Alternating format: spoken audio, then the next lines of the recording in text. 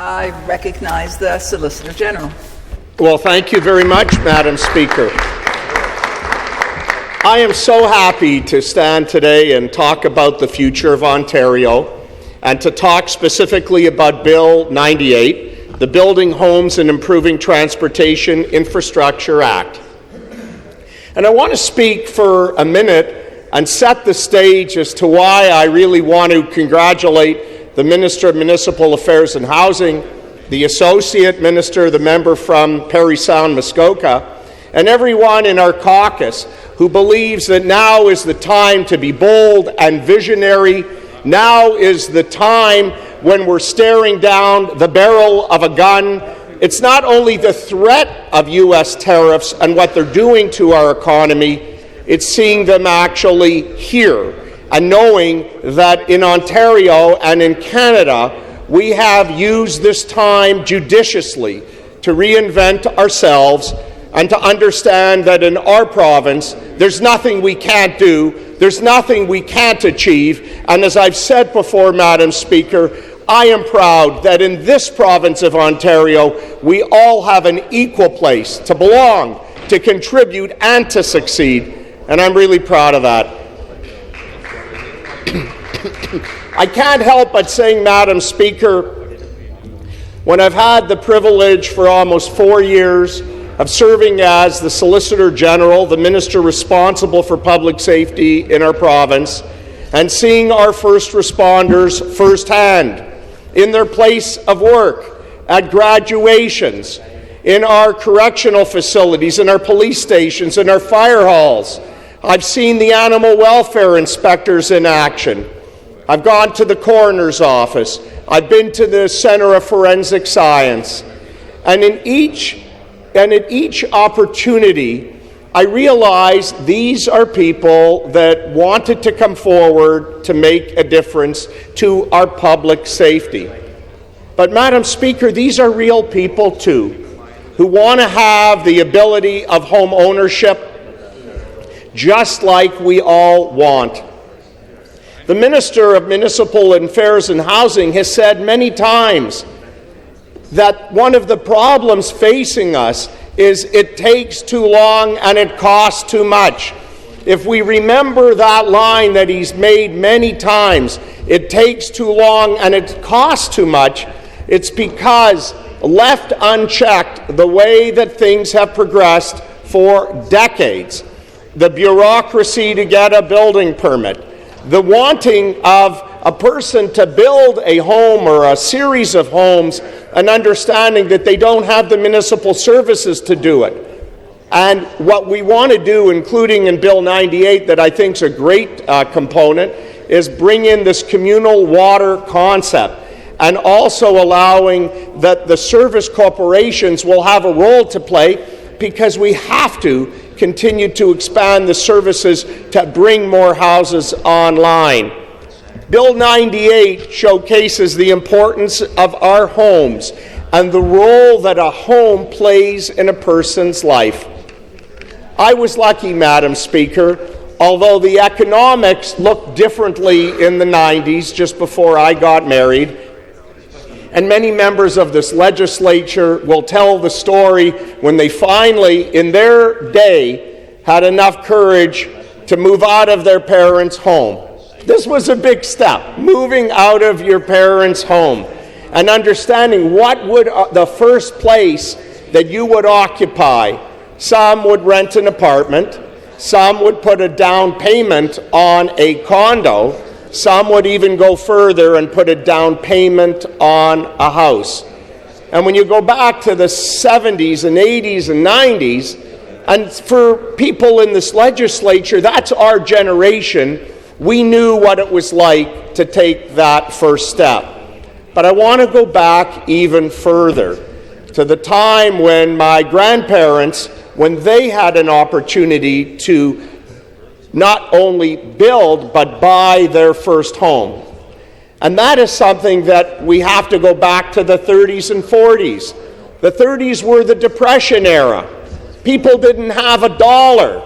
What people would do is work 2 or 3 jobs, maybe similar actually to today, and they would find a way of finding a few dollars and making a deposit.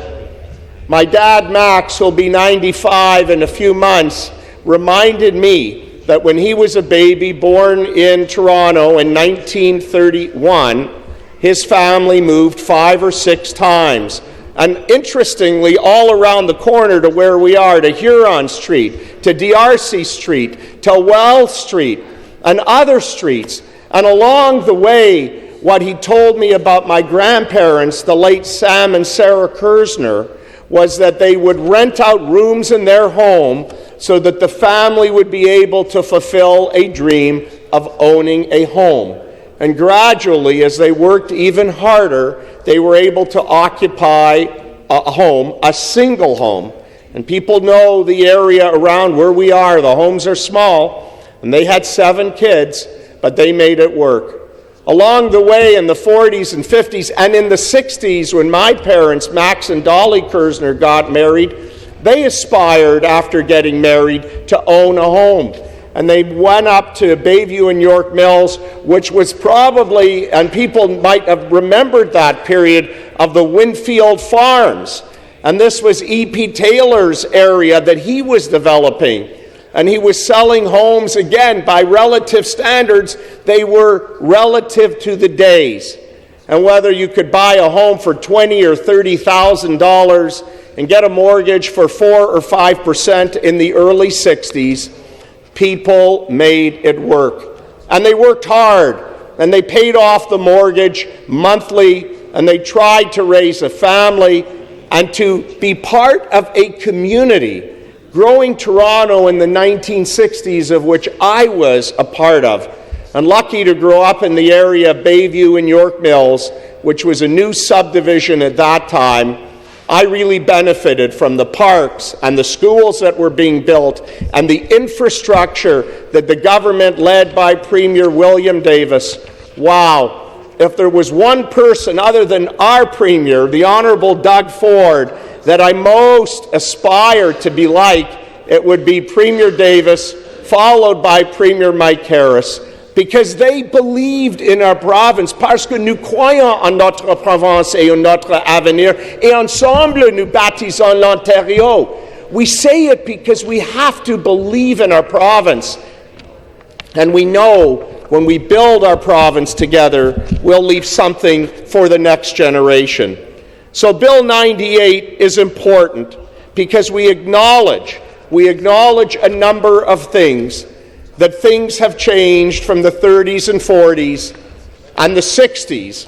The 30s and 40s when my grandparents placed their first deposit, and on my mom's side of the family, and I've spoken about my late grandfather Murray Penwick, who bought a home firstly on Cherrywood Avenue in the Vaughan St. Clair area, and he as a pharmacist put a deposit down on a little store at the end of the street and had his first pharmacy. Those were different times. What we have learned now in 2026, and I'll repeat it again, it takes too long and it costs too much to build a home in Ontario, and the problem is completely undeniable. I've had a chance, Madam Speaker, to speak to people who are building homes. And firstly, I want to acknowledge the great work that our incredible Minister of Finance has done by removing the HST on new homes. And if you read the Globe and Mail just today, it was quite interesting, but not surprising, that since the Government of Ontario, led by Premier Ford, made this incredible announcement, the phones are ringing again. People are calling developers, and they're coming forward and saying, this is our chance to get into the home ownership opportunity. And in 1996, when my wife and I were getting married, and we put a deposit on a home in Bathurst Manor, in a riding of York Centre that I live in today, that we never moved out.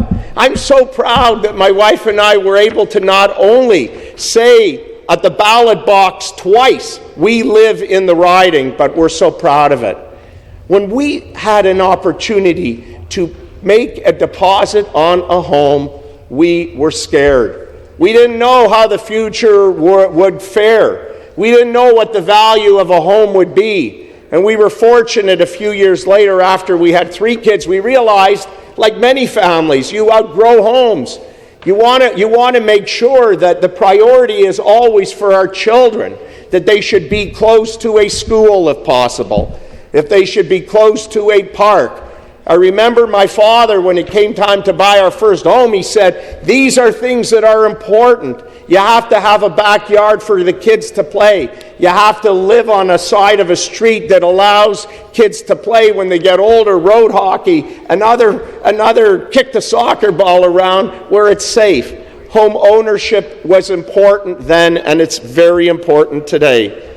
And one of the reasons why I think we have turned the corner in terms of encouraging people to take that first step is because we laid the foundation to make sure that protecting Ontario means protecting us. As I've said before, public safety perspective, yes. As Solicitor General, I'm very passionate about it. From a healthcare perspective, I was at our incredible Humber River Hospital where we welcomed last Friday the Minister of Health and the Premier and my colleague from Humber River, Black Creek across the aisle.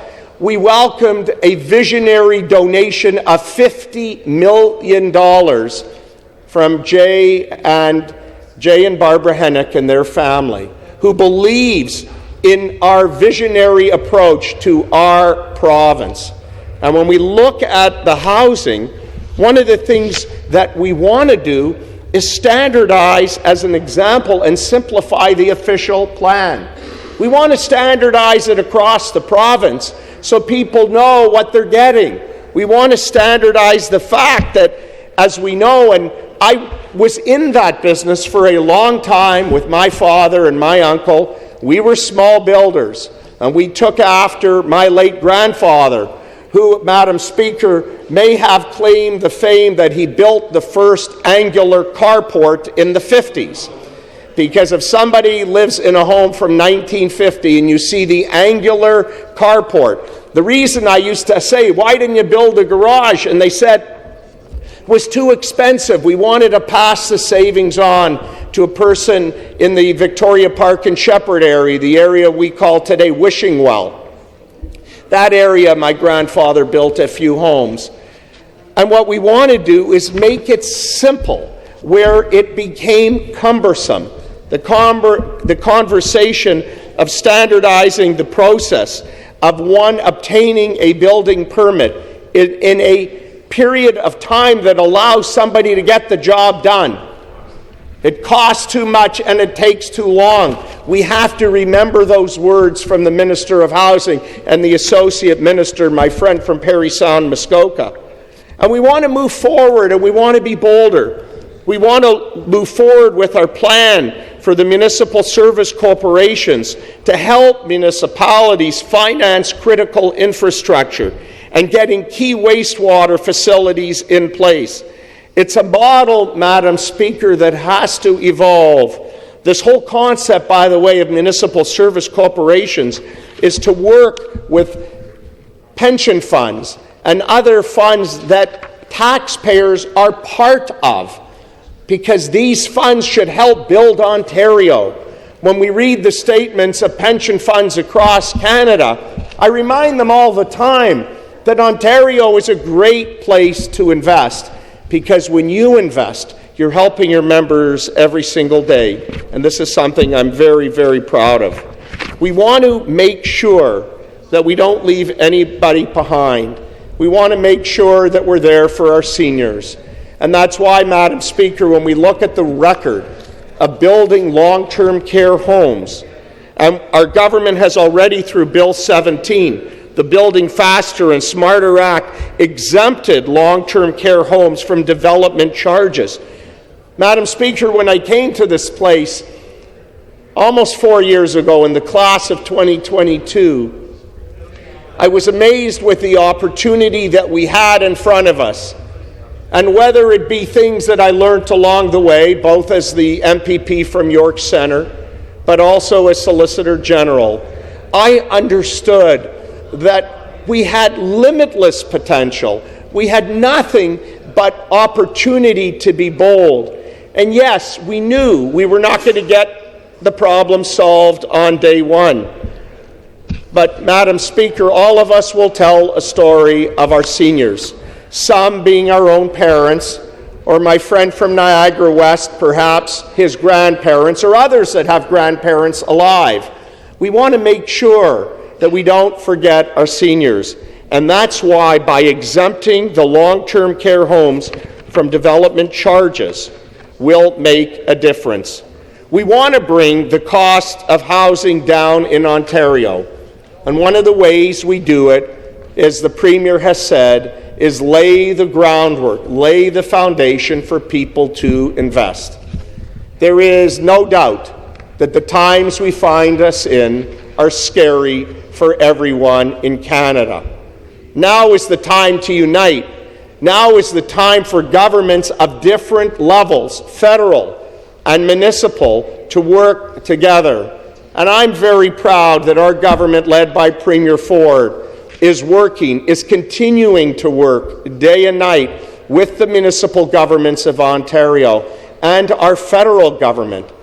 Nobody has an exclusive, Madam Speaker, for patriotism and loving our country more than one to another. Go back to the anthem. I've said it in this chamber before. What does it mean in the second stanza? True patriot love in all of us command. Again, what are we commanded to do? We're commanded to love our province, to take care of everyone that lives here, to be responsible to the taxpayers who are allowing governments to exist, to understand that the role of the government is to make sure that we lay the seeds for people to invest. And when we know, as the Minister of Job Creation, Economic Development, Job Creation and Trade has shown us, there's a multiplier effect by every investment, whether you're in the southern part of Ontario or today I spoke to friends in Kapuskasing. And I want to thank the people, especially up north. You know, Madam Speaker, it's easy to say that you represent an urban riding in Toronto, and it's true. It's easy to say it simply because the size of our ridings relative to rural ridings is much smaller. And yes, I'm fortunate on a nice summer's day, as I do in the summer, I walk weekly the four corners of our riding. So I can see people gardening, I can see people in their backyard, I can see families whose kids are growing up right in front of me. I can see people who want to have a dream fulfilled. And in my own family, where I'm blessed to have 3 children, Seth, Aaron, and Shayna, I want one day for them to have everything that my father and mother were able to give to me and my brothers. That this concept of home ownership shouldn't just be a dream that skips a generation. No, that will never be acceptable for our government led by the Premier. We're not going to let that happen. We're going to continue to evolve. We're going to continue to make sure that this concept of being visionaries, of imagining things that we could solve, imagining ways of getting things done quicker, and making sure that this moniker, which we must one day, and we say it's undeniable, we can't let that define us. It costs too much and it takes too long. I'm saying it differently. This bill that we've had the privilege of speaking today is another example of a government that is not afraid to be bold. Bill 98 helps move the needle. I'll go back where I started. I've had the honor of a lifetime to meet thousands of our people that proudly wear uniforms to keep us safe. They raise their families, their kids play in the park, their spouses go to work. At the end of the day, they shop. At the end of the day, they want to have a place to worship. It all revolves around the concept of home ownership. Our government's responsibility is to be bold. When others tell us to be quiet, we will stand up. We will never stop. in believing in our province and in our future, parce que nous croyons en notre province et en notre avenir. Et Madame la Présidente, et ensemble, nous bâtissons l'Ontario. Merci beaucoup.